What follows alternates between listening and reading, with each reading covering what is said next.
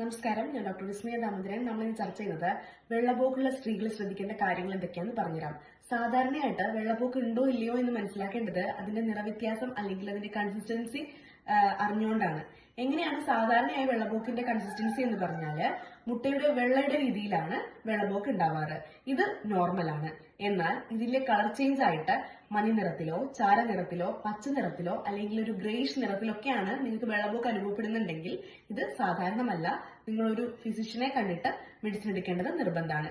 അല്ലെങ്കിൽ ഇതിന്റെ കൺസിസ്റ്റൻസിയിൽ ഉണ്ടാകുന്ന വ്യത്യാസം അനുസരിച്ചിട്ട് ഇത് കഞ്ഞിവെള്ളം പോലെയോ അല്ലെങ്കിൽ കുറച്ച് കട്ടിയായിട്ട് തൈര് പോലെയോ ഒക്കെ ആണെങ്കിൽ ഇതും സാധാരണയല്ല. നിങ്ങളുടെ ഡോക്ടറെ കണ്ടിട്ട് അതിന് മെഡിസിൻ എടുക്കേണ്ടത് നിർബന്ധമാണ്. ചിലവർക്ക് ഇതിന്റെ അസ്വസ്ഥമായിട്ട് അടിവയർ വേദന, പുറം വേദന, നടുവേദന ഇതൊക്കെ ഉണ്ടാവാറുണ്ട്.